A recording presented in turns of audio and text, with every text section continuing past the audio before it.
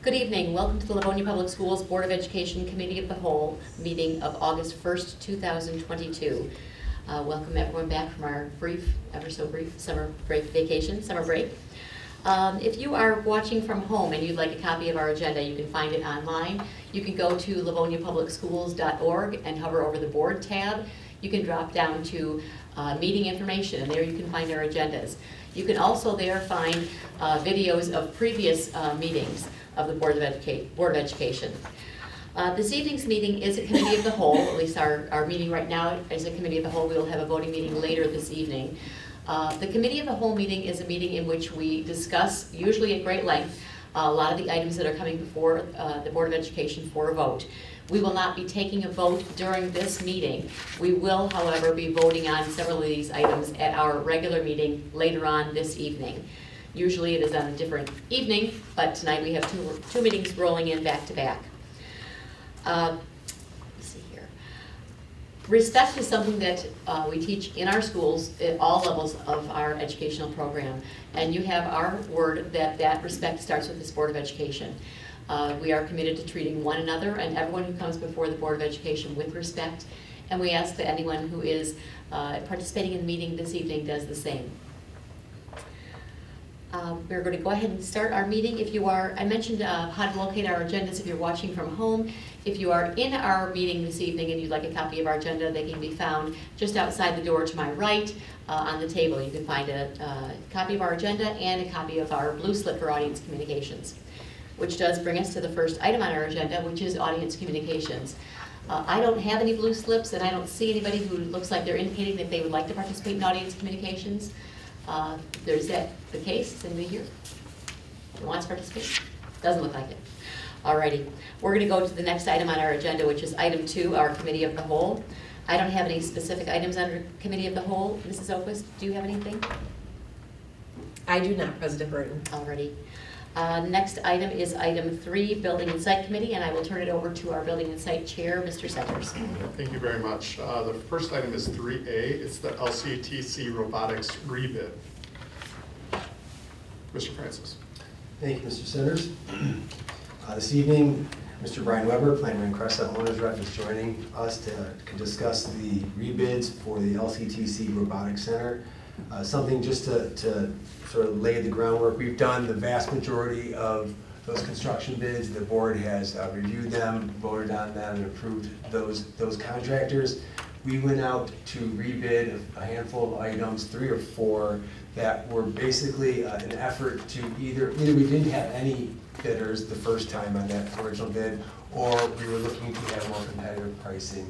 So we made the decision to go back out to bid again. So thus, this is the rebid. It's a much smaller in scope. There's, like I said, just a small handful of items. So just to kind of prepare you, as well as the folks watching at home in the community, as to why there was a rebid. It was done in an effort to get good coverage, as they say, and to get the competitive pricing, and in a couple instances, to have to rebid because nobody had submitted a bid on the original bid document.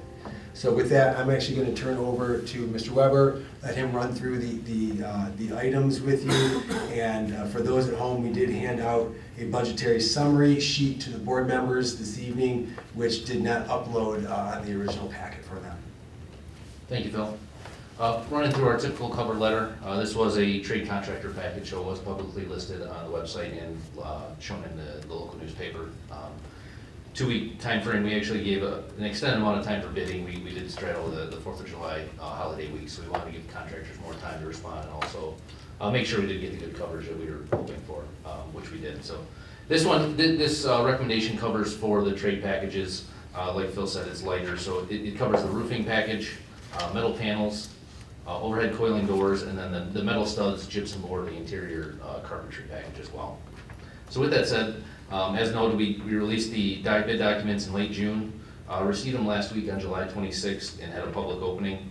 We then, with the low bidders, the bond team held interviews with the low bidders to make sure that they had full bid coverage. We did have one contractor that was a low carpentry package that realized he did not have the full scope. So Clark Construction's documents are attached within. You'll see one contractor that is a lower price than what we're recommending tonight, but he did acknowledge he missed some scope of work and for that, we had to go to the next bidder to get a complete package. On our cover letter, we typically have anything like alternates or anything like that. Today is a light one, so within our letter, we did not have any alternates within the package that we're sending with it. Some of the contractors did have voluntary alternates, so potential for cost savings items that we're not going to go through today, but we will work with the architect and the contractor to find out if those are actually worthwhile to the district. Work with Phil and the team to see if we want to accept those, but we can do that. We have more time to vet it out and work through, so any savings that we would get to that would go to the project contingency and then ultimately roll back to the district if unspent. So we're coming tonight with the presumption that would be the higher amount that if we did not take those alternates, so anything just becomes, as Brian said, a lower amount, if they're acceptable to us. Okay. Rolling into the summary sheet that was handed out to everybody here. Once again, we had gone through the overall holistic budget when we presented the whole project. This is inclusive of those overages. This is not in addition to what we had discussed before. So our budget of $1.034 million, our actual bids came in at $2.09 million, so we had an overage of $984,000. The good news here is that by rebidding, we did save close to $500,000 on this. A significant amount was in roofing. We got a lot more coverage in roofing.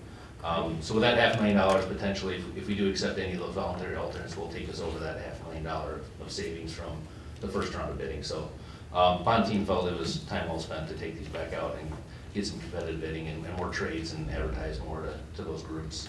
Also found the timing, it's just everybody's so busy right now. We got a good cycle of other contractors who couldn't bid it before because they were too busy, had the opportunity to bid it now. So working our way through that, that's the hard construction cost of the $2.019 million. We have our typical general conditions and CM fee that goes to Clark Construction for $83,000. We used our 7% construction contingency, which matches the last time we were in front of you asking for the balance of the work, so we'll add this contingency to that. So all in, we're recommending $2.244059 million all in today for the balance of the scope. One of the items in there that we did not get coverage on in the bid package was for the overhead roll-up door. It's going to be less than what the board is required to bid, so we're having an allocation in this amount as well, and then we will follow district policy in getting and procedures in getting multiple quotes, but it wouldn't raise. So at this point, what we're able to do is ask the board for the approval of that amount, but then we would go out and get the 3 quotes to cover them. Oftentimes, on such a small item, and I know that it sounds crazy to say something that's $20,000 is a small item, but if it's one item, it generally doesn't end up being quote-unquote worth the time for a company to put together a full bid packet, but they would provide a quote down the road when we have to try to procure that. So there's an item in there that we put in as a line. So you'll see that on page 2 of your Clark letter, your Clark engagement letter, under 8B, it says allowance value of $25,000. So that's what Mr. Francis is referring to. So page 2 of the Clark construction letter. And once again, once we get the competitive bids, if it comes out of the $25,000, that just remains in the project contingency. We monitor it that way. Questions, Mrs. Bachel? Thank you, Mr. Centers. Just since we're starting to kind of get rolling back into our bond discussions, can you just maybe talk a little bit about why we wouldn't necessarily take a cheaper alternate? Depending on quality, if there's something that's an alternate material that may not last, the longevity, the lifespan of the product, we want to look long-term from a quality standpoint as well. It's just not a matter of capturing a few $1,000s now that wouldn't pay dividends in the long term. So there's alternate products and details that sometimes contractors put out there, but that's part of the vetting process in the coming weeks. We'll work with the architect and the contractor to make sure we're not lessening the product. And I'm assuming that there's probably some decisions made based on our book of standards, where they might provide a cheaper solution. However, in the long run, it'll be more expensive for us because we're starting to then split up and having to have 100 light bulbs or whatever it might be, in rather than keeping it within our standards so that we have similar products at all the buildings. That is Good correct, point. yes. Efficiency from a maintenance standpoint, and then just longevity of the actual material itself sometimes is a consideration. And sometimes contractors will put forth an alternate that might cost less, and they will say that this is a fine product, we've used it, but we may have not had a good history with it, or when we have our architect vet it out, or an engineer vet it out, it may not be to the exact specifications that we may have had for a reason. So just, we need a little bit more time to look at those, so it's always better to take the time based upon what Mr. Weber was saying with regard to the reasons why we might not take something. And if it fits our specs and it works in the job, then we generally take those. Great, thank you. Mrs. Britt? Thank you. Can you just restate again, I may have missed this, general conditions, what does that include again? So that- It says $40,383 for general conditions. So that's systems like if they've got temporary roads or trailers or miscellaneous equipment, permit fees. That goes to Clark Construction, they invoice actual costs throughout the process with their application. Is that an actual amount that will be spent, or could that be less if they don't Nope. use that? That will be less as well. So if they bill against those, they submit in the payment application process, they show us actual receipts for any money they spend with that is something we vet out in the pay application. So it's Okay, not as great. if they would spend every time of that. Okay, great, thank you, because I see it doubled, but it probably doubled because of the It's a construction percent, cost. yeah, it's generally a percentage. percentage. It's a ratio. Much like a Okay. contingency, Okay. it's a ratio or a percentage, so that it will rise and fall with the With the change price, of okay, That's thank correct, you, yep. thank you. Great. Any other questions or comments? Did you guys, oh, okay. I think this is always like playing chess a little bit with the timing and the bids and trying to get things out, but also making progress. And I think you all should be commended on doing a really good job at that this summer. Of course, things are expensive, but we understand that's everywhere. So, thank you for your work on this. Thank you very much. And they have started on site, so they have mobilized and there's work going on site right now. So Very exciting. Oh, that's really exciting. As a reminder for the board and for the community, at the Livonia Career Technical Center on Newburgh Road, that is where the robotics center will begin the work. The plan is to work from now, continuing through the school year, next summer in 2023. LCTC proper, the renovations inside there will begin and be completed, and the two buildings will be tied together, and the planned opening would be the fall of 2023. Excellent. Awesome. That's exciting. It is. Mr. Weber, are you sticking around or headed out? what's the EPM? He's got to sit Thank at you. home, he's probably got to go. Yeah, exactly. Thank you for your time today. Thank you. Thank you. Have a good evening. Bye, Brian. Bye-bye. All right, then I bring us to item 3B, which is purchase of copy paper. Switch back in. Yep, this is, as the board may recall, it was May that I brought 8.5 by 11 white copy paper purchase with regard to the current state of paper manufacturing. We were told you could only get one truckload at a time, spaced apart, so we knew that we were going to have multiple times bringing this copy paper to the board. May was the first one, this is the second. We'll probably do it 3 or 4 times throughout the course. As we get them available, we will purchase our amount. So this is the same company, the same bid, and it is the same type of paper. It's just that next round that we have availability to procure. Great. Comments or questions? I have a good question. Go ahead. Mr. Burke. Mr. Francis, even though we can only order this and receive it one truckload at a time, is this something that the board can approve the next 3 purchases, say at the next purchase, so that you can then order it whenever you're ready to? Or does the price change so the board has got to approve it because the price changes each time? The price will probably change. In fact, this one was only good until the middle of this month. Okay, So we probably should, all right, we'll we stick could with, potentially put them on consent if you want, that's up to We the can do board. that. But that, may kind Right, of not walk tonight. the line between those two, just having the updated pricing, the updated quotes and amounts, and then put it on consent if the board wants to do that. that's fine with me, we can Okay. decide that. No problem. But not this meeting. It's too late for this. Right, one. right. It's too late for this. Is one. there support for that? Yes. Yes. Yeah. Okay, thank you. Thank you. Great. All right. Any other questions or comments? Then that concludes building and site. Thank you very much. Thank you. Thank you. The next item on our agenda is item 4, Curriculum Committee, and I'll turn it over to Mrs. Costa. Thank you, President Burton. We have 3 items. Our first item, item 4A, is purchase of iReady diagnostics and licenses, and we'll let Mrs. O'Brien take over. Good evening. How are you? Good evening. Good evening. I am happy to bring you an annual purchase of iReady Diagnostics and instructional licenses. We've been using these for the past 6 years at all of our schools. This purchase provides and aligns with the state of Michigan assessment, so it's one of the approved state of Michigan assessments for 3rd grade reading. We give it to our kindergartners twice a year and our 1st through 9th graders 3 times a year. So at the beginning, the middle, and the end. We utilize this diagnostic information to support our interventions and find out what students' strengths and challenges are in reading and math.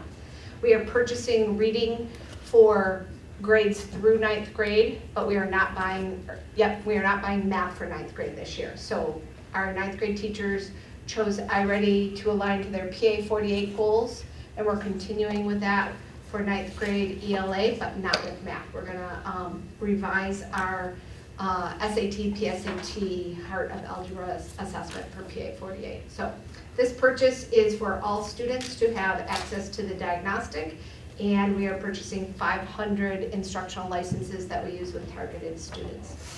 They gave us a price reduction of $37,624.80.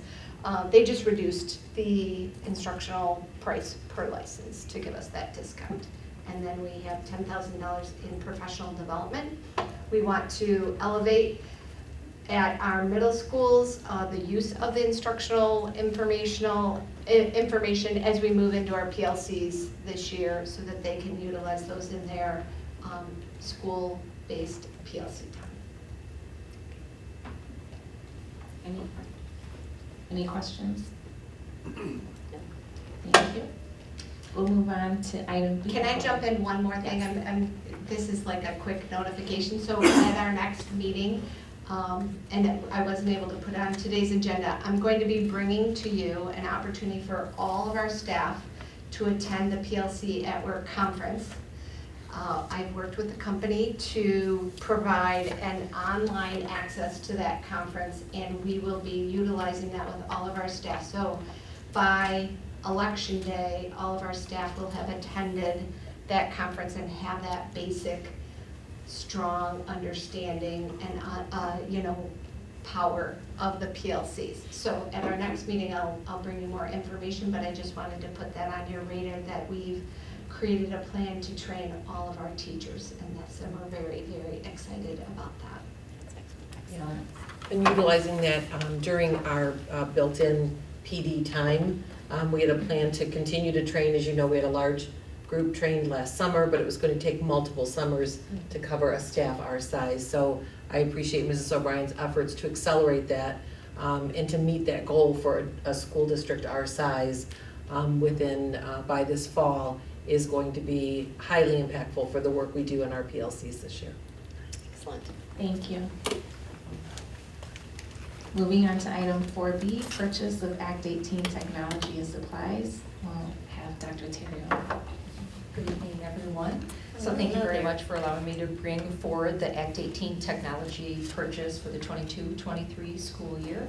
As you know, I bring the Act 18 budget to Wayne County RESA in February and present our budget and our student and staff technology needs at that time.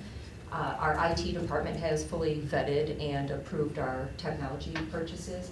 And in April, Wayne County RESA approved our technology plan. So the monies that I will be talking about are coming out of our Act 18 budget and have been fully approved through Wayne County RESA.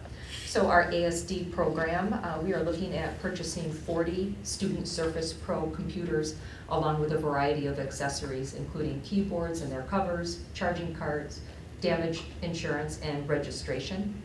11 teacher computers for our ASD program, totaling $51,192.48. For our moderately cognitively impaired program, we're looking at 30 student laptops, Surface Pro computers, and accessories. Along with those accessories I talked about in the ASD budget for $32,195.03.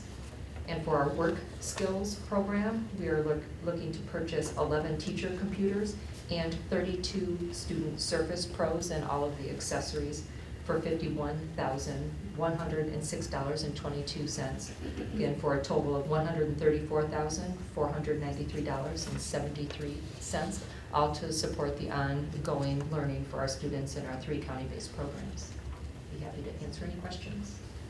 Mr. Centers? Working with these Surface Pros, is that going to be something new for these students, or is this have they been using them, maybe not, obviously not these exact ones, but other ones that we own? That's a great question. So we have been working with Surface Pros for the past 2 years now. So we have some already in place, and we continue to order more to replace old ones and also to make sure that all of our classrooms have Surface Pros. So it is something that we specifically work with our students to become more familiar with, but they have been using them. Yeah, that's great. Thank you very much. Any other questions, comments? Thank you, Dr. Terry. Thank you. And moving on to item 4C, purchase of Apex licenses. Mr. Etu. Good evening, everyone. Good evening. Thank you for allowing us to bring forward the purchase of online learning licenses through Apex. This is an organization owned by Edmentum, and the online learning licenses are there to provide high school students an opportunity to recover credit, whether general or through the Michigan Merit curriculum. And they do so within their traditional school day. So they work closely with their counselors and the teacher of record with the Apex course to figure out which courses they need to recover, and they have the entire semester or school year to work through that during their school day, during the assigned hour of that Apex course, or even outside of the school day as well. So there's a lot of flexibility with these Apex online learning licenses. What we're looking to do is purchase a bulk order, about 262 licenses. That gives us the flexibility to move the licenses from school to school and into summer school as well. So what we do at the beginning of the year is each school gets assigned about 35 to 50 licenses. Students are then assigned to those licenses, and they access it online, and when they complete a course or courses, what's really unique is we don't lose the license. The license can transfer from one student to another. So Stevenson or Franklin or Churchill may need different numbers of quantity of licenses as the year goes on, which is really a unique aspect of Apex and how we utilize these licenses. Additionally, the Career Center uses them for credit recovery and with their Algebra 2 component as well. And then as the school year wraps up and counselors are identifying students who may need summer credit, the summer school program also can utilize these Apex licenses. And they're available from September through August. So we get a 12-month rotation with them. And so it's an online learning platform for our students to recover credit to get them back on track for high school graduation. Any questions? Ms. Glenfield. Is there a benefit to buying them in a bulk? Do we get a better discount? Not necessarily a discount, the benefit's more the flexibility of moving licenses between the 3 buildings up front, as opposed to having to a la carte it throughout the course of the year, as opposed to a school reaching out to my office saying we need an additional X amount, and then going through that process again. Having them up front allows that flexibility. Okay, and do we ever get into a position where we don't have enough licenses to cover the number of kids that are in need of utilizing one? I would say this particular school year, if approved, we will not be in that position where we won't have enough licenses. Okay. In previous years, we would have to go back and repurchase. Okay. President Byrne. So one license, does that cover one course, and we can utilize it multiple times, and therefore student A might utilize it for first semester and student B would utilize it for second? Is that how that works? That's one way it is utilized, but a student can actually utilize more than one course with the license. So if they are behind 2 or 3 courses, they're going to work with that counselor and that teacher of record on what an appropriate pace is for that student. But I've seen students where they've done 1 class in the semester, and I've seen students have done 7 classes in the semester. So they can sign up for as many courses as needed to get them through and back on track and what's appropriate for them. So one course covers one student, for any portion of that time of that year. And if they don't utilize, if they only used it for 6 months of the year, for anywhere between 1 and 7 courses, if they only use it 6 months, then we can give it to another student to utilize it for the other 6 months, whether that's for 1 or Correct. 5 or 6 courses. Correct. Okay. And then the credit recovery, I like what I'm hearing in that the credit recovery can be, that work can be done during the school day. Because frequently with some of our students that need credit recovery, it's even, I mean, taking any online courses is a struggle. It requires an enormous amount of self-discipline, but if they can do it during the school day, that would make that chance of success go up dramatically, I would imagine. Absolutely, and most students are put into what's called our academic success skills class, where the APEX license is utilized with the teacher of record. And within that class, that teacher of record is teaching time management skills, organizational skills, study skills, while the student is logged into APEX working through that curriculum for that particular class. And then back in communication with the counselor to see where progress is, help out where needed, make adjustments, add more courses if they're doing well. Good. It's an extra layer of support. That's for sure. excellent.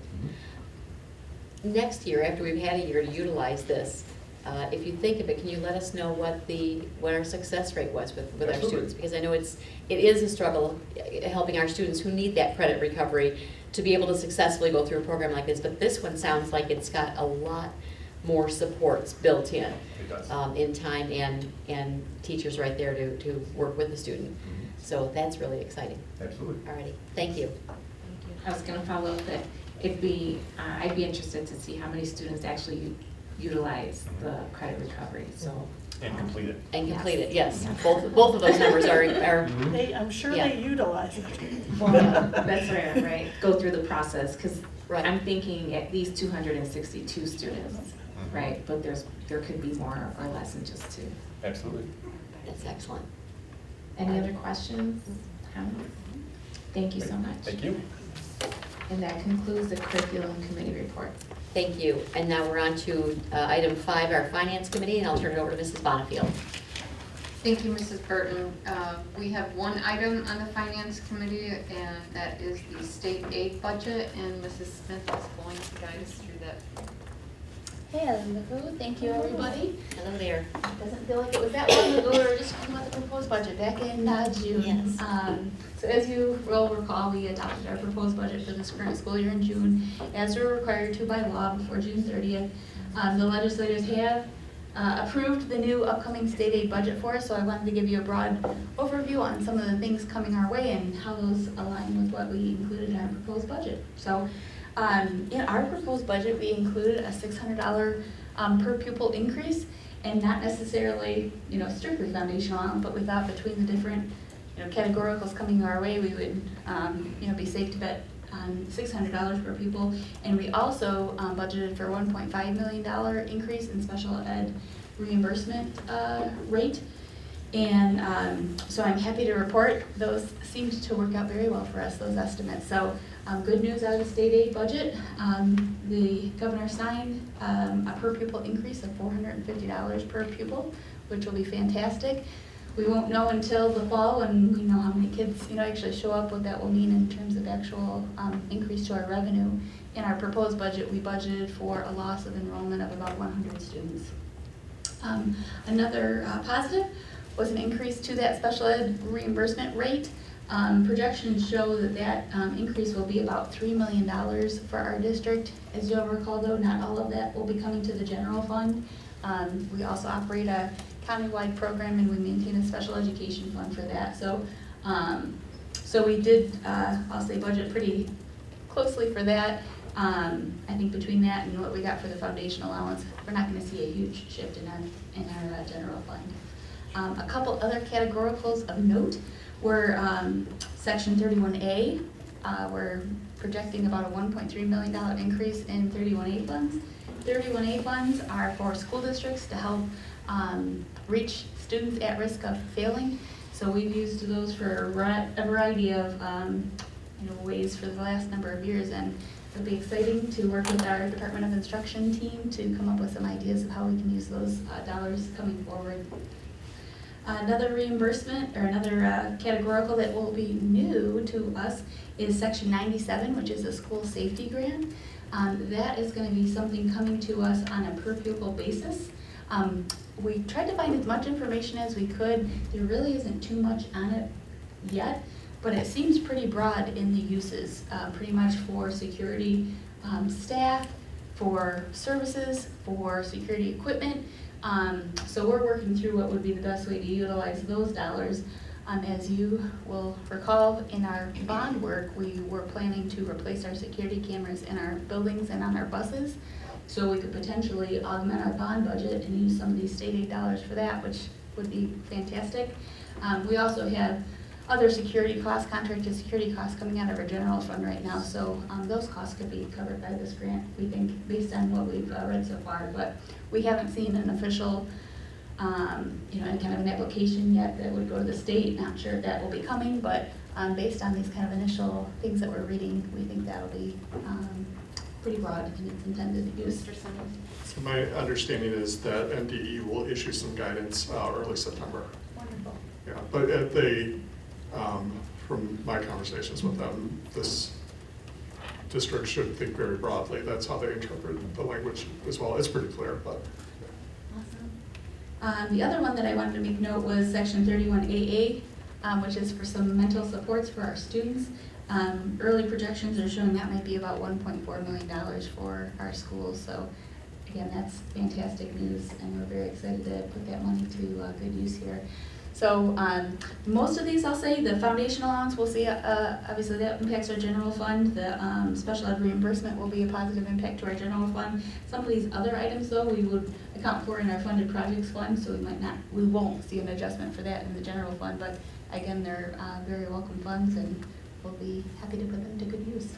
So we'll have more detail for you this coming fall, but we did want to update you on some of those broad funding changes. Great. I'll hop in. Oh, no, go ahead. Let me just share a little bit more background.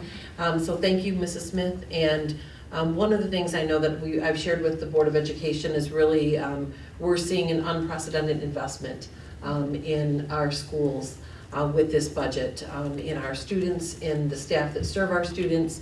And this is a significant investment in our schools across the state. As you know, we had planned pretty aggressively in our budgeting. And so when working, Mrs. Smith and our team working with the board, when we brought to you the budget, projected budget in June, we had been watching closely with the revenue estimating conference both in the winter and in the spring.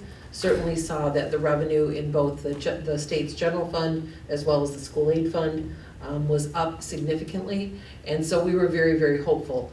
But we are certainly very, very grateful to see this investment in public education, investment in the students of this state and the staff that serve them, because we had made a significant commitment in this budget and by this board in June. And we did that with a leap of faith that the state was going to support that. And so I'd like to acknowledge the legislature for making this investment in our schools and in our students. And I'm also appreciative of the fact that because of what we were hearing and seeing along the way, we felt comfortable making the investment we did. You know, as you know, we were able to come to very strong agreements with all 6 of our employee groups. We are very pleased about that, to have those 3-year agreements in place. This budget certainly will allow us to do that, and with great confidence, as well as the additional supports we have put in, both through class size as well as mental health supports, an unprecedented level of staffing in our schools. And a big piece of that is in response directly to what we're seeing that our students need and the resources that our staff needs. And so what we were able to bring forth in June, we feel very supported by this budget. We also are pleased to see, as Mrs. Smith covered, some of those additional specific elements for mental health and for school safety, in addition to the per pupil and the at-risk dollars. As you know, our district spends about $10 million out of our general fund each year to fund our special education programs for reimbursement that is not covered by the state or at the federal level. So the additional dollars, we certainly anticipated some additional dollars. That was something we had heard pretty regularly through the course of the spring, that reimbursement level would be going up, but it was a little higher than we had anticipated. And all of those things really go back to that school finance research collaborative. And you probably got a little tired of Mrs. Smith and I talking about that over the years, but I think that we had legislators at the state level looking closely at those different elements. That was an extremely comprehensive study that really took a look at the cost of educating a child in the state of Michigan and what were those different and differentiated elements. And so you'll see budgets look different across the different districts across the state based on the needs of the pupils they serve. So the at-risk column is not the same for every single school district. The special education reimbursement column is not the same for every single district. So while it makes sense that the increase in the foundation allowance of $450 a student is the same across the board, there were those other categoricals that are very specific based on the population that you're serving. And so we are appreciative for the work that was done at the state level to bring this forward, and we feel that it very much supports the direction that we are headed next year with our students, with our staff, and in our schools. Thank you. Mrs. Acosta, did you have a comment? Thank you. Mrs. Burton. Mrs. Oquist, or Mrs. Smith, either one. Mrs. Oquist, I believe it was you and I having a conversation recently about the cost or the amount of money that we spend for safety and security in the district. Mm-hmm. And that's over $1 million. If I remember, do I remember correctly? It's about $1.5 million that we spend annually. We do spend a little over $1 million just on the personnel aspect of safety and security, and then additional dollars with regard to some of the equipment and some of those safety features. But with regard to our personnel, it is a commitment that this district has made for many, many years, and we believe it is certainly worth every single dollar to help keep our schools not only secure and safe, but to provide that additional proactive measure on a daily basis. Okay. Yeah. All right. And I'm glad to see that some of these dollars are earmarked for safety and security, and we recognize that it's just an ever-evolving priority for schools. It is, and there are certainly different materials and different resources that come about. Unfortunately, when incidents happen, it not only, as you know, we take a look and are very reflective about our practices, but oftentimes companies do that as well and take a look at materials, or whether it's through their security cameras, the vestibules, or other mechanisms that can provide an additional layer of safety. And so this gives us the opportunity to again take a look at those options and see if there are any that are missing in our schools that we think would be helpful to be in place. Okay. Thank you. You're welcome. Does anybody else have any? Mrs. This is for information only, correct? It is. Well, thank you very much for the great introduction. I guess my fear is this is all going very well, and as you said, the legislature has really kind of upped their game on making public education important in the state of Michigan. But there's still a long road to go. So although that we are very appreciative, I think we need to always remember that there's more that we can do for our students in public education, and that we still need to be advocating in the direction of appropriate funding for our schools. No doubt that will continuously be something that we advocate for on a regular basis. I also want to say that the investment in the teacher pipeline is something also that was very important to come out of this budget, and the recognition that we've seen, in Michigan, an over 60% decline in students entering teacher education programs, and so we know we're beginning to see the result of that. And so, again, while some specifics are still coming out, there are a number of different pieces in this budget that also speak to the teacher recruitment piece, to stipends for student teachers, other pieces that make this profession attractive to the individuals we need to join it. There is no greater profession, and so everything that we can do to continue to promote the opportunity for folks to come into this profession to meet the needs of the kids we serve is an important piece. And so I really believe that a piece of this budget is that looking forward and saying, we can't wait on this. We need to continue to build a strong pipeline for the future. Anything else? Thank you so much, and that concludes finance. Thank you. Next item on our agenda is item 6, personnel. I don't have any items. Mrs. Opus? I do don't not. either. Oh. Item 7 is legislative. Mrs. Jarvis, I don't have anything. Neither do I. Alrighty. And Mrs. Bradford, I'm sorry. I skipped it. Yeah. Skipping around here. That's perfect. We didn't have anything. Okay. And policy, Mr. Johnson's not with us this evening, but we don't have any items under policy either. So at this time, we are going to complete our committee of the whole meeting. Would anybody be interested in a few-minute break before we go into our committee? I'm seeing heads not. Okay. We will take about a 5-minute break between this committee of the whole meeting, and then we will begin our regular voting meeting of the evening. Good evening. Welcome to the Livonia Public Schools Board of Education regular meeting of August 1st, 2022, as opposed to our committee of the whole meeting, which we held just about half an hour, 45 minutes ago. Mrs. Bradford, would you please take the roll? All right, Mrs. Acosta. Here. Mrs. Bonnefield. Here. Mr. Centers. Here. Mrs. Jarvis. Here. Mr. Johnson is not available this evening. Mrs. Bradford is here. President Burton. Here, and we have a quorum. Mrs. Acosta, would you please lead us in the Pledge of Allegiance? Yes. I pledge allegiance to the flag of the United States of America and to the republic for which it stands, one nation, under God, indivisible, with liberty and justice for all. Good evening, and welcome again to those who were with us at our last meeting. The meeting that we are beginning right now is our regular meeting, or as some refer to as our voting meeting. We will likely not have the level of discussion on items that are coming before the board for a vote that you might expect.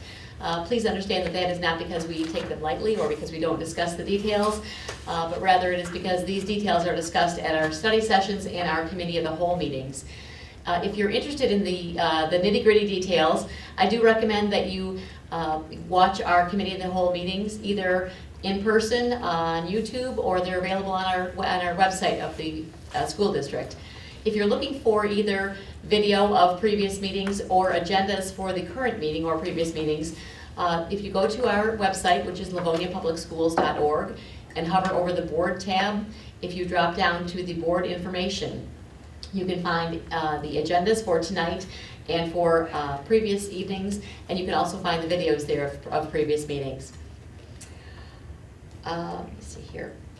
I think we are ready to roll. The first item on our agenda, or the next item on our agenda rather, is item 3, communications. And 3A is the district update from the superintendent, so I will turn it over to Mrs. Oquist. Thank you so much, President Burton. So you just have me and not a video this evening. And so Never we'll just, Yes.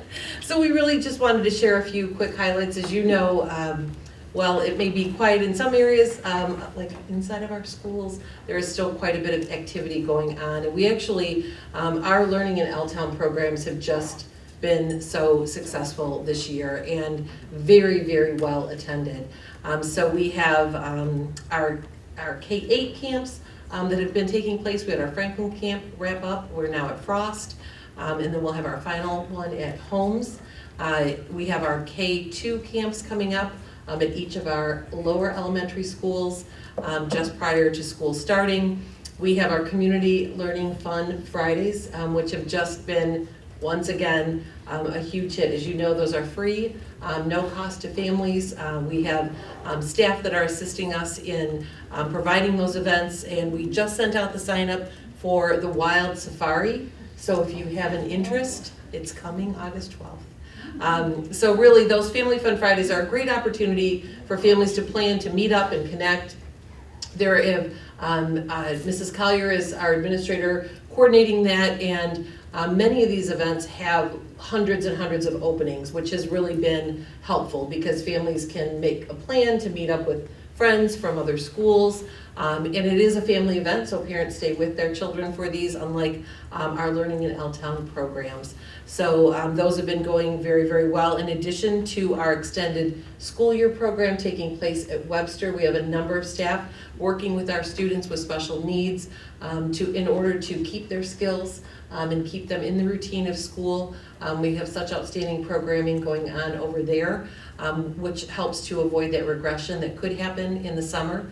So we have a very dedicated team for our ESY program. And then, of course, we have our traditional summer school taking place, both online, a hybrid program, as well as in person at Churchill for our high school students for credit recovery. So there's actually quite a bit happening this summer in the district. And of course, we can't forget our summer SAC at Buchanan and our early childhood programming at Jackson. So again, while it is quiet in some areas, we not only have our learning programs taking place, but lots of bond work also underway. So we have our 5 schools, as I've been updating you with the larger renovations, and then many schools, half of our entire facility, set of facilities undergoing the air conditioning renovation, which we know will be very welcome. A few weeks ago in July, we held our inaugural Unified Sports Camp. So as you know, we have a wonderful unified athletics program for our students. And a parent had made the suggestion to Dr. Terriel that we consider a sports camp just like we do for students throughout the summer in many of our athletic areas. And so, not surprisingly, although this parent was referring to maybe sometime in the future, she got to work with her team and many hands made for a tremendous event. And so in July, we had dozens of students come together at Churchill along with the Churchill football team, coordinated by many, many people, including our coordinators in student services, our athletic director at Churchill, football coaches and principals from some of our programs with that house our center programs.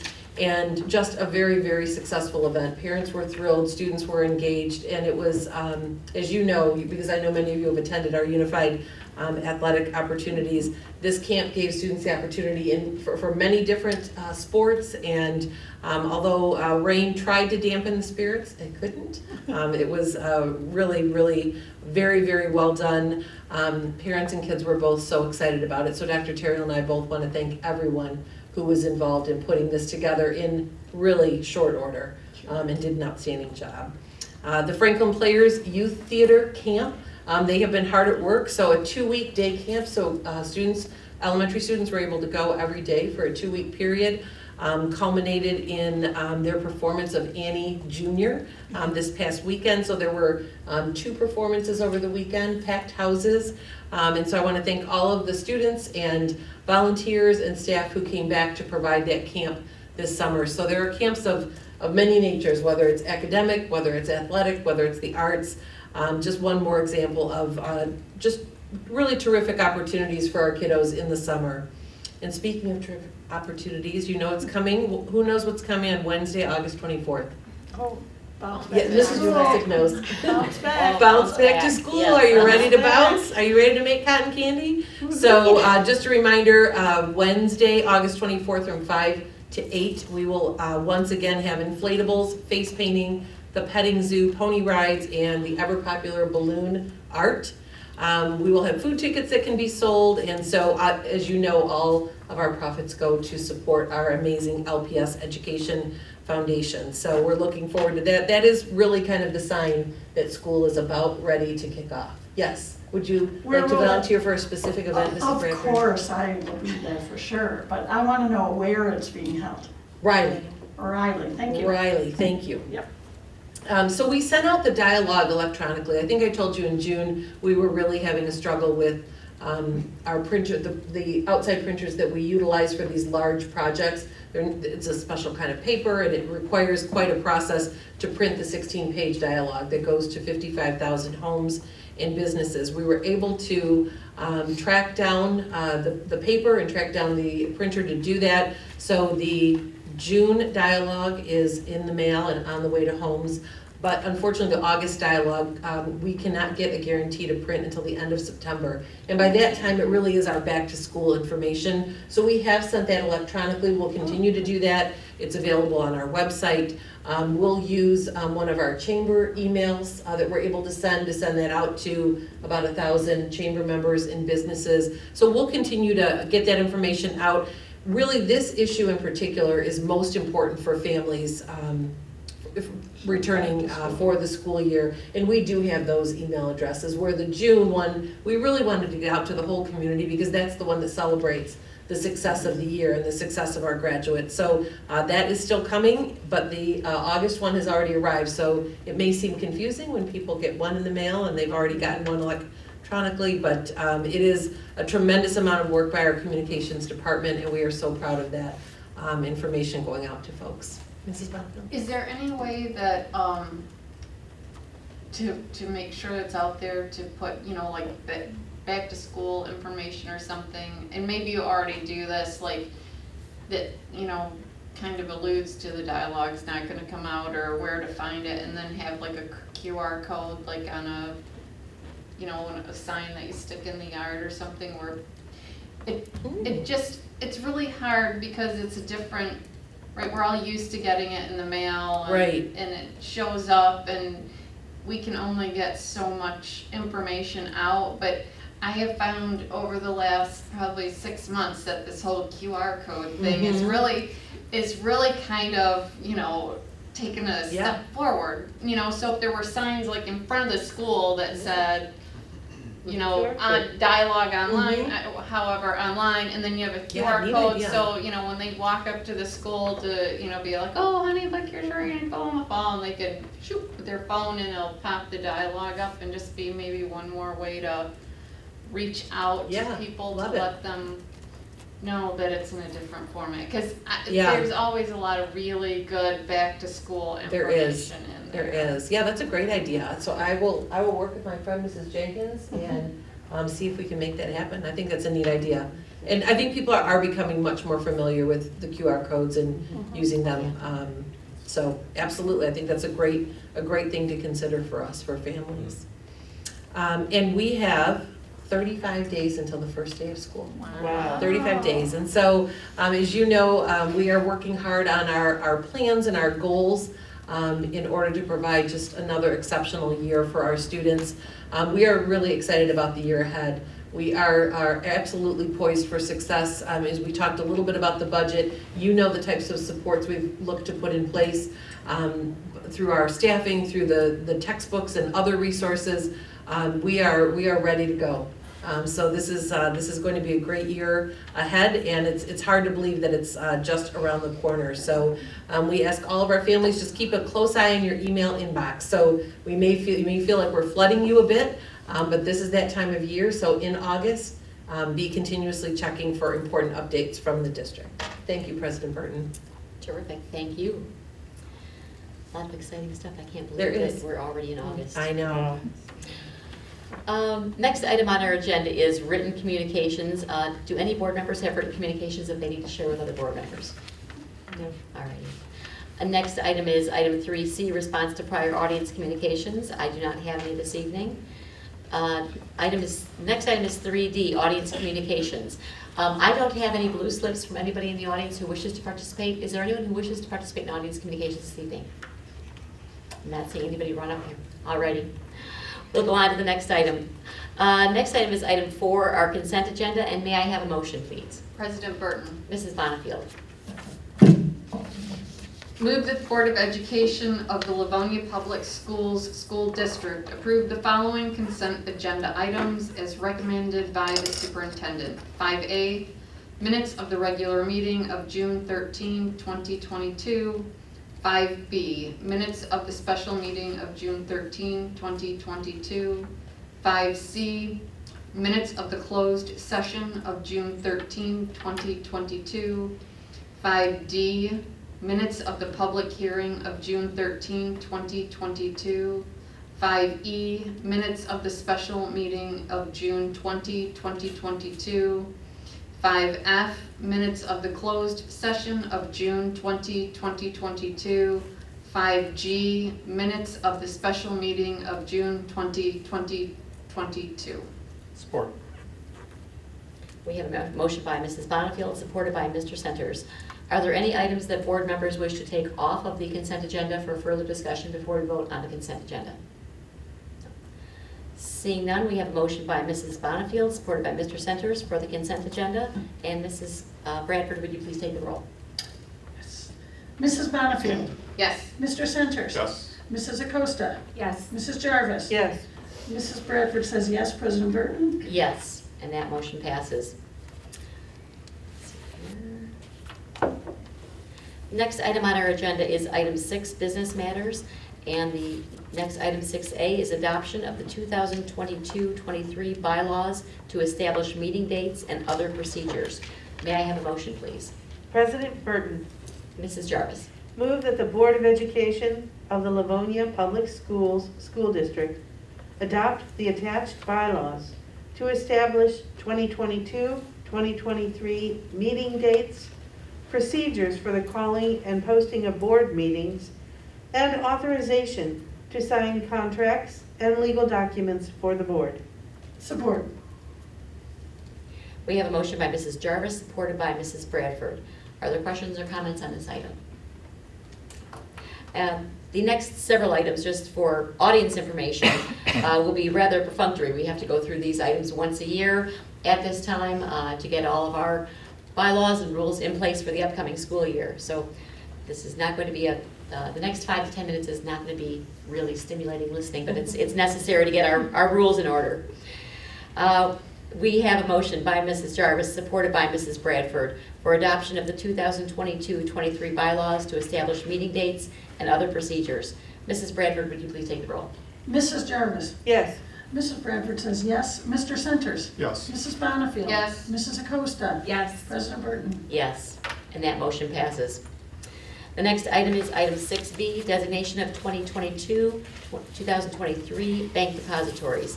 May I have a motion, please? President Burton. Mr. Centers. Move that the Board of Education of the Livonia Public Schools School District adopt the attached resolution designating J.P. Morgan Chase Bank, Fifth Third Bank, and Michigan Liquid Asset Fund Plus as depositories for the school district during the 2022-23 school year. Support. We have a motion by Mr. Centers, supported by Mrs. Jarvis. See here, and Mrs. Smith, you're here to address this item today. A pretty standard item, so these continue to be the 3 institutions we used last year. MyLab is one that you probably, maybe most people in the community wouldn't recognize. That's a cash management program that was established by the Michigan Association of School Boards. So it's worked out very well for us. They handle our investments and they make sure that everything we're invested in is appropriate for school districts and allowed under the law. So no changes there. We continue to be happy with the services provided and happy to bring this recommendation before the board tonight. Terrific, thank you. Are there any questions or comments on this item? Seeing none, we have a motion by Mr. Centers, supported by Mrs. Jarvis, for the designation of 2022-23 bank depositories. Mrs. Bradford, would you please take the roll? Mr. Centers. Yes. Mrs. Jarvis. Yes. Mrs. Bradford says yes. Mrs. Acosta. Yes. Mrs. Bonnefield. Yes. President Burton. Yes, and that motion passes. The next item is item 6C, appointment of investment officer. May I have a motion, please? President Burton. Mrs. Bradford. Move that the Board of Education of the Livonia Public Schools School District appoint the treasurer, Miss Allison Smith, as the investment officer in conjunction with the district's investment policy for the 2022-2023 school year. Support. We have a motion by Mrs. Bradford, supported by Mrs. Bonnefield. And Mrs. Opist or Mrs. Smith, I'm not sure which one wants to address this item. Yes, so Mrs. Smith, as the investment officer, would oversee the day-to-day management of the district's investments. She is responsible for transferring appropriate funds to effect investment transactions, investing in our operating funds and operating reserve funds and bond proceeds consistent with our policy and the actions taken each month by our Board of Education. Are there any questions or comments on this? other than thank you, Mrs. Smith, for handling that for us. We have a motion by Mrs. Bradford, supported by Mrs. Bonnefield, for the appointment of investment officer. And Mrs. Bradford, would you please take the roll? Mrs. Bradford says yes. Mrs. Bonnefield. Yes. Mrs. Acosta. Yes. Mrs. Jarvis. Yes. Mr. Centers. Yes. President Burton. Yes, and that motion passes. The next item is item 6D, appointment of staff member to be in charge of elections. May I have a motion, please? President Burton, Mrs. Acosta. move that the Board of Education of the Livonia Public Schools School District acknowledge the appointment of Philip Francis as the staff member in charge of school elections for the 2022-2023 school year. This appointment is made by the Board Secretary with formal acknowledgement by the Board of Education. Support. We have a motion by Mrs. Acosta, supported by Mrs. Jarvis. Mrs. Oakwist. Thank you. I know there are many folks crossing their fingers behind me that they get this assignment, but it is actually Mr. Francis who will be appointed by our board secretary. According to state election laws, it is required that the secretary of the Board of Education officially appoint a staff member to be in charge of elections. And so, as you do know, Mr. Francis does keep in close contact with our with both municipalities and the city clerk's office to prepare for elections like tomorrow.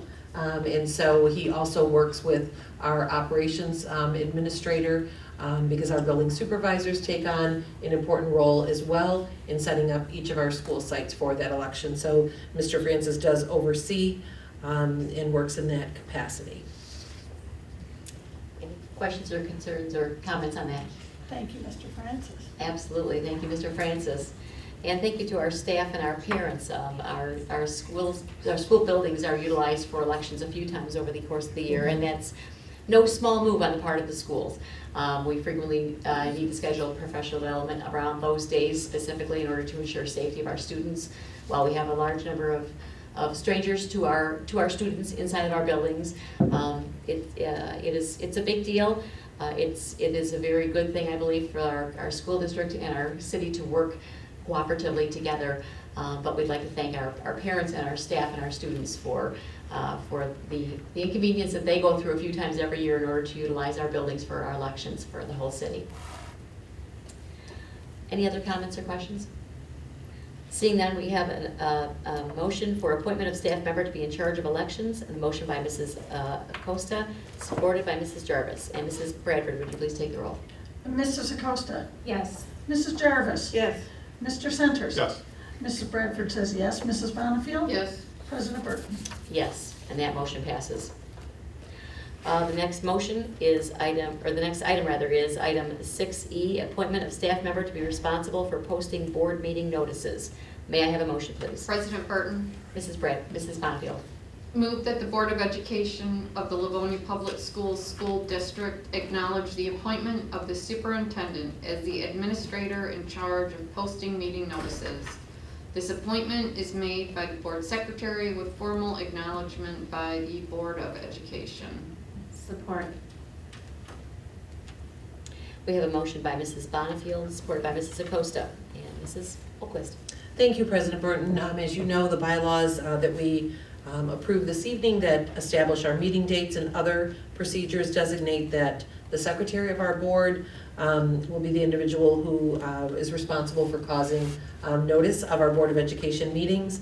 And our attorneys have advised that the secretary delegate that to the administration, so that does take place in our office. And so Mrs. Wozniak assists me with that process. Each time we have a meeting, we do post the notice on the front of our building here, as well as on the website. Any comments or questions on this item? Thank you, Mrs. Oakwist. Yes, thank you to Mrs. Oakwist, and thank you to Mrs. Wozniak. This sounds like it's a very perfunctory thing, but there are very, very detailed laws that govern this being done. And anytime there's a change in a meeting or even a change in a time or a location, there are very specific processes, and we're thankful that it's done very, very well in our office. We don't have issues with that, but that thanks goes to Mrs. Wozniak and Mrs. Oakwist to make sure that gets done. Absolutely. Mhm. Any other comments or questions? Seeing none, we have the motion for the appointment of a staff member to be responsible for posting board meeting notices. Motion by Mrs. Bonnefield, supported by Mrs. Acosta. And Mrs. Bradford, would you please take the roll? Mrs. Bonnefield. Yes. Mrs. Acosta. Yes. Mr. Centers. Yes. Mrs. Jarvis. Yes. Mrs. Bradford says yes. President Burton. Yes, and that motion passes. Next item on our agenda is item 6F, approval of LCTC robotics rebid. May I have a motion, please? President Burton. Mrs. Jarvis. Move that the Board of Education of the Livonia Public Schools School District approve the recommendation from its owner's representative, Plant Moran Cressa, and its construction manager, Clark Construction Company, to approve the contractors identified and the construction project budgets for bid package number 3A, project number 1A, rebids for the 2022 renovations at Livonia Career Technical Center renovations and robotics addition, in the total amount of $2,244,059, which includes costs for hard construction, fees, and contingency, and authorize the superintendent or her designee to negotiate and execute final contracts on behalf of the Board of Education with the awarded contractors. Support.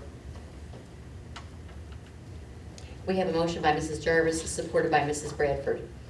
And Mr. Francis, welcome. Thank you, President Burton. This is spoken in some detail a little bit earlier this evening during the Committee of the Whole. The rebid was necessitated in order to receive additional bids and/or more competitive pricing in the areas of roofing, metal panels and siding, overhead doors, and additional construction materials.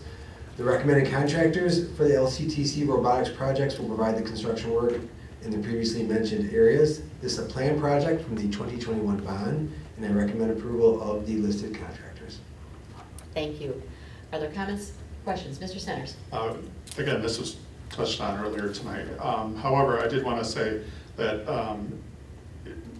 the bond team did a very skillful job at determining which areas we need to rebid, where we might be able to get competitive pricing.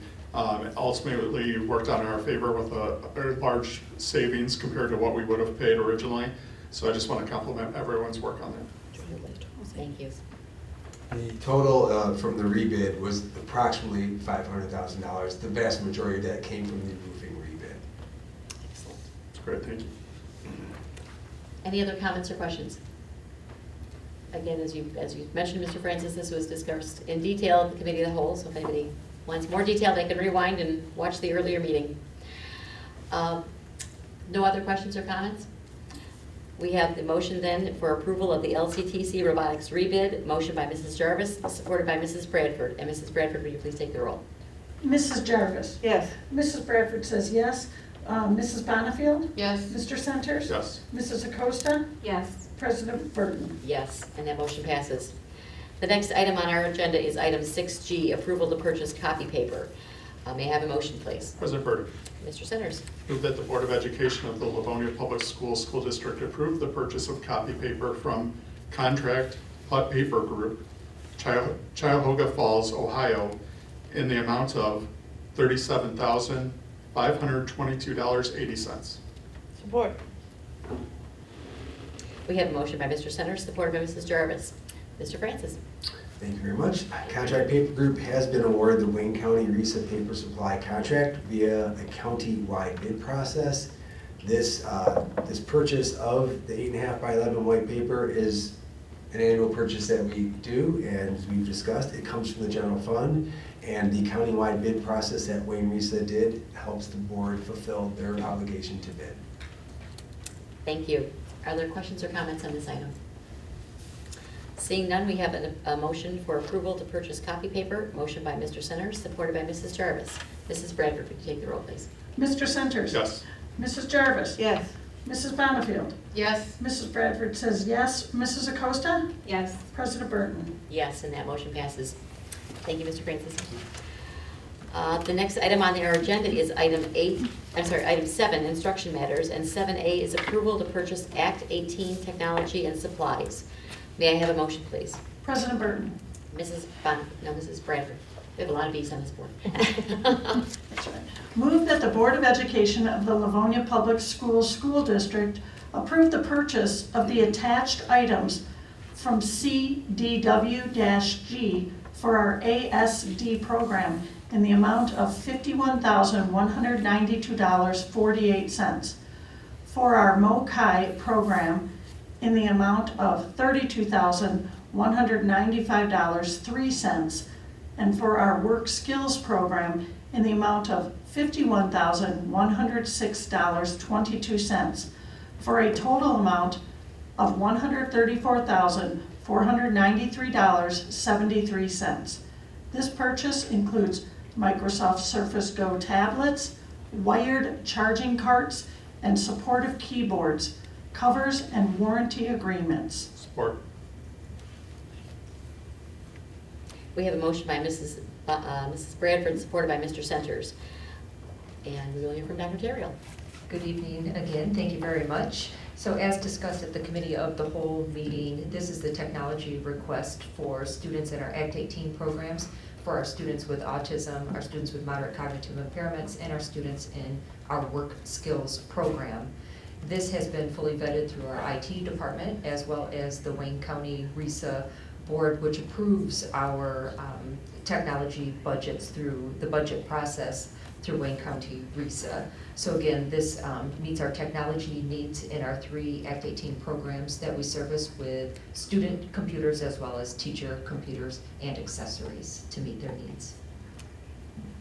Are there comments or questions on this item? Seeing none, we have a motion for approval to purchase Act 18 Technology and Supplies. Motion by Mrs. Bradford, supported by Mr. Centers. And Mrs. Bradford, would you please take the roll? Mrs. Bradford says yes. Mr. Centers? Yes. Mrs. Jarvis? Yes. Mrs. Acosta? Yes. Mrs. Bonnefield? Yes. President Burton? Yes, and that motion passes. Thank you, Dr. Terrell. The next item on our agenda is item 7B, approval to purchase iReady diagnostics and licenses. May I have a motion, please? President Burton, Mrs. Acosta. move that the Board of Education approve the recommendation to purchase iReady licenses and diagnostic assessments for math and reading for use at the elementary and secondary levels from Curriculum Associates.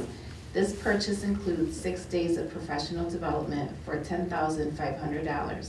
The total cost to purchase the diagnostic licenses, iReady reading instruction, and professional development is $116,455.20.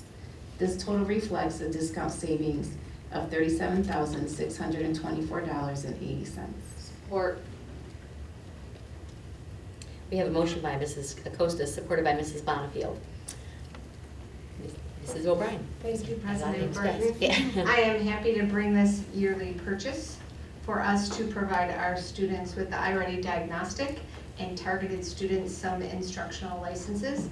This diagnostic we've been using for over 5 years with all of our students and provides teachers specific information on how students' strengths and weaknesses in the areas of reading and math are, and we utilize that to provide them with interventions. This purchase will come out of the academic services textbook or assessment budget, which we use 31A funds, and then I will apply for any state grants for assessments. Typically, each year in the fall, they provide an opportunity with a grant for me to apply for that we apply to our iReady licenses that will reduce the amount out of our district budget for it. Are there comments or questions on this item? Seeing none, we have a motion for approval to purchase iReady diagnostics and licenses. Motion by Mrs. Acosta, supported by Mrs. Bonnefield. And Mrs. Bradford, would you please take the roll? Mrs. Acosta? Yes. Mrs. Bonnefield? Yes. Mr. Centers? Yes. Mrs. Jarvis? Yes. Mrs. Bradford says yes. President Burton? Yes, and that motion passes. Thank you, Mrs. O'Brien. The next item on our agenda is item 7C, approval to purchase Apex licenses. May I have a motion, please? President Burton, Mrs. Bonnefield. move that the Board of Education of the Livonia Public Schools School District approve, I'm sorry.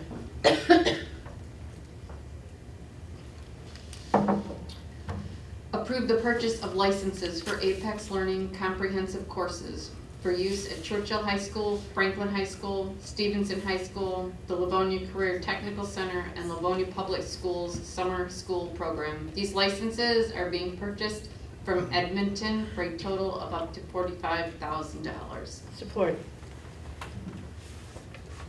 We have a motion by Mrs. Bonnefield, supported by Mrs. Jarvis. Mr. Etu. Thank you, President Burton. Again, this is the Apex Online Learning Licenses. They'll be used throughout the course of the school year and actually have a 12-month cycle on them for our high school students looking to recover credit, both general elective credits and or Michigan Merit curriculum credits.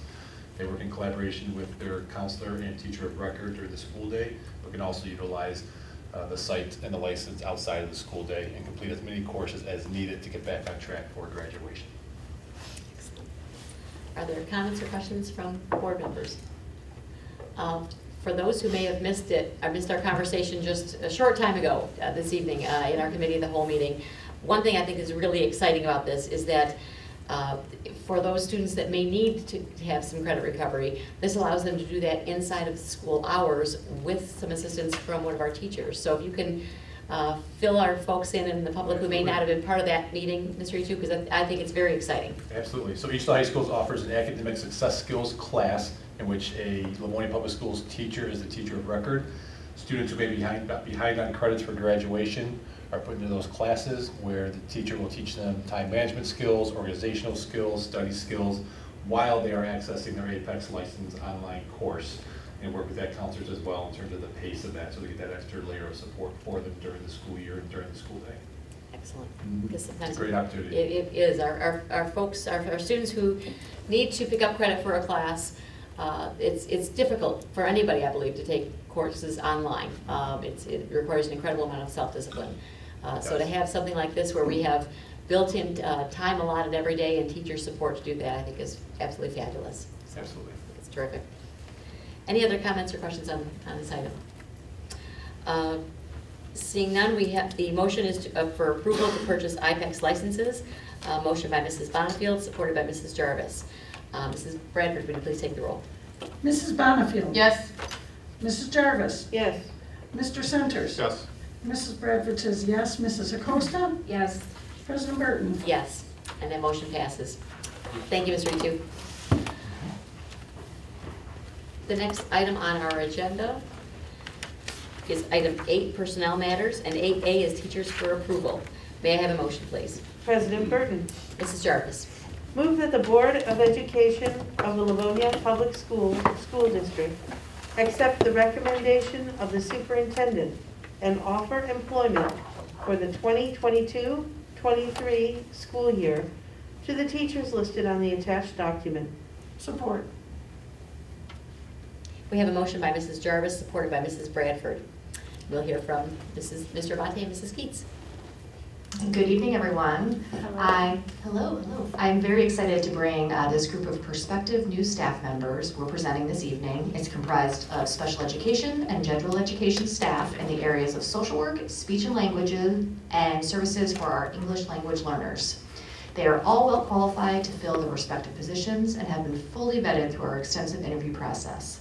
We were confident that they would perform at a high level and represent LPS in a manner that is consistent with our shared vision and collective commitments. These positions have also been included in our 22-23 budget and fill areas of need for our district. We are pleased to be recommending such a talented group of individuals to join our LPS family, and with your approval, we are excited to have them working with our students. Thank you. Are there questions or comments from board members or the superintendent? Mrs. Bonnefield. I like to see that there's a lot of 1.0 FTEs on here instead of partial days or partial FTEs. So that's very nice. I like that a lot. As do the staff members. For someone who may be listening who may not know what that lingo means, it means that it's a person who's hired into one full-time slot as opposed to half a day spent at one building, half day at another, or a part-time teaching position, but rather a full-time job, which is a wonderful That's correct. Other comments or questions? These are new hires as opposed to teachers who are coming back from recall. That's correct. Okay. And the reason that we would be hiring anybody new is because these are for specific positions that, qualifications that are needed that may not be, that folks on our recall list would not have these qualifications. That's correct. For example, someone on our recall list may have a secondary math certification, and these positions we hired for are social work, special education teachers, teachers of English language learners, so they would not be qualified to teach those positions. Got it. We would have reviewed everybody's certs and made offers before, if they were a fit for any of these. And actually, when we get to that in a moment, I'll tell you about one that we did. Terrific, all righty. Any other comments or questions on these? Seeing none, we have a motion for teachers for approval. Motion by Mrs. Jarvis, supported by Mrs. Bradford. Mrs. Bradford, would you please take the roll? Mrs. Jarvis? Yes. Mrs. Bradford says yes. Mrs. Bonnefield? Yes. Mrs. Acosta? Yes. Mr. Centers? Yes. President Burton? Yes, and that motion passes. The next item on our list is item B, recalls. May I have a motion, please? President Burke, Yes, Mr. Centers. move that the Board of Education accept the recommendation of the superintendent and recall to district employment as teachers for the 2022-23 school year the persons listed on the attached document dated July 20th, 2022. Support. We have a motion by Mr. Centers, supported by Mrs. Acosta. And Mr. Bate and Mrs. Gates? Yes, thank you. So we're very fortunate that the list that you see represents recalls for all of our laid-off elementary staff, which is we're very happy about. We have one secondary staff person that we're able to recall so far, and it gets to the point that you just made about the special certifications. We were able to bring back one of our foreign language teachers to work with our English language learners, which is a great opportunity for him. Win-win, for everybody. So that's great. We do have a few people still on layoff in the secondary. As always, we're going to continue, hoping for and working for opportunities to bring them back in the way that we just mentioned, and of course when we have openings come up. But we did bring a lot of people back so far, and that's always a good thing. Comments or questions on this item? Mr. Bate, do you know how many people we have still on our layoff list right now? Yes, I do. I want to say, I'll give it to you exactly. It is 7, yeah. 7? Okay. Yep. All right. Okay, thank you. Any other comments or questions? Seeing none, we have a motion for recalls. Motion by Mr. Centers, supported by Mrs. Acosta. And Mrs. Bradford, would you please take the roll? Mr. Centers? Yes. Mrs. Acosta? Yes. Mrs. Bonnefield? Yes. Mrs. Jarvis? Yes. Mrs. Bradford says yes. President Burton? Yes, and that motion is approved. The next item on our list is item C, leaves of absence. May I have a motion, please? President Burton? Mrs. Bradford. Move that the Board of Education of the Livonia Public Schools School District accept the recommendation of the superintendent and approve the requests for a leave of absence as listed below. Yuriko Ishida, August 15th, 2022. Kathleen Nagel, August 30th, 2022. Support. We have a motion by Mrs. Bradford, supported by Mrs. Jarvis. Mr. Bate, Mrs. Gates?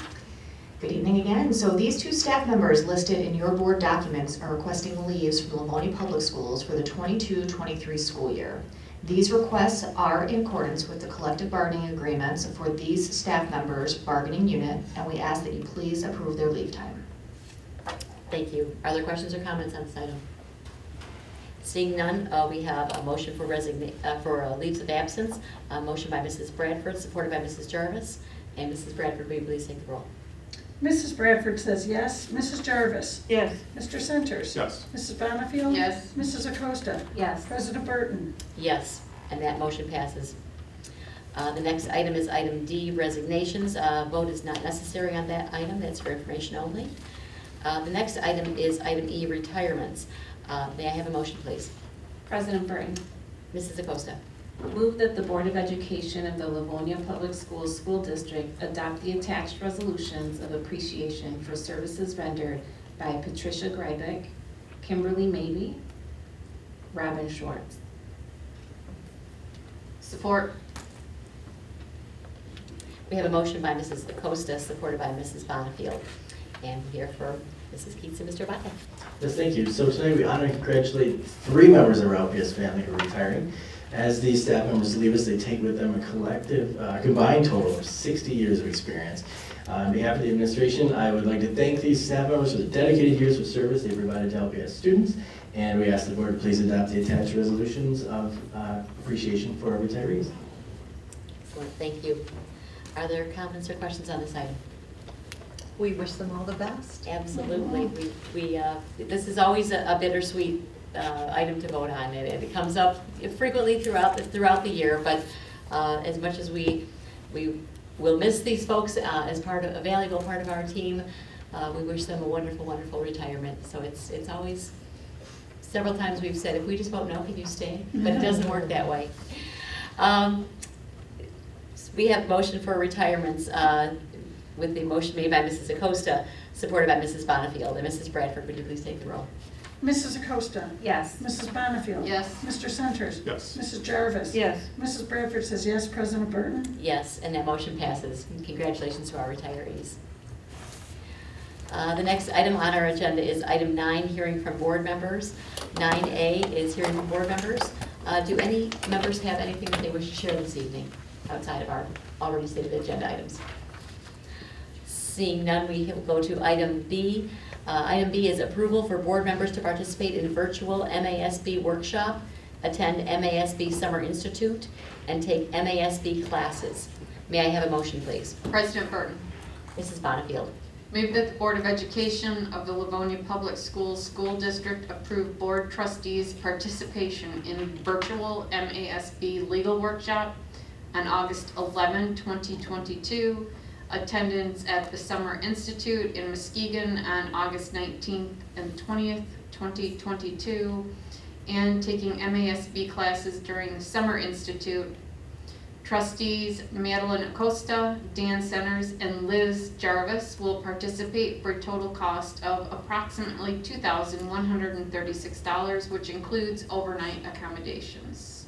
Support. We have a motion by Mrs. Bonnefield, supported by Mrs. Bradford and Mrs. Opist. Thank you, President Burton. As you know, board members really are encouraged to attend educational leadership and developmental training. That provided by MASB is always so valuable in order to assist the board in growing and learning in your roles and performing your duties. And I have to say, we certainly see the results of that commitment. It has been such a strong commitment by this Board of Education and the members included in our board, the amount of time you take in the evenings, on the weekends primarily is when these are held, in addition to our meeting time, but to attend these seminars and to attend these workshops. So we are very appreciative of that, and as you know, per board policy BBBC, it is required that we have prior approval for our board members to attend these conferences. So we appreciate you taking time this summer to both attend virtually and in person to continue your leadership growth and development. Thank you. Are there any other comments or questions on this item? Seeing none, we have a motion for approval for board members to participate in virtual MASB workshop, attend MASB Summer Institute, and take MASB classes. Motion by Mrs. Bonnefield, supported by Mrs. Bradford. Mrs. Bradford, would you please take the roll? Mrs. Bonnefield? Yes. Mrs. Bradford says yes. Mrs. Acosta? Yes. Mrs. Jarvis? Yes. Mr. Centers? Yes. President Burton? Yes, and that motion passes. We have come to the end of our agenda this evening. We thank you for being with us this evening in person and tuning in. We wish you a wonderful rest of your summer and just a few more weeks until our kiddos are back in school. Have a nice evening. We are now adjourned. Thank you.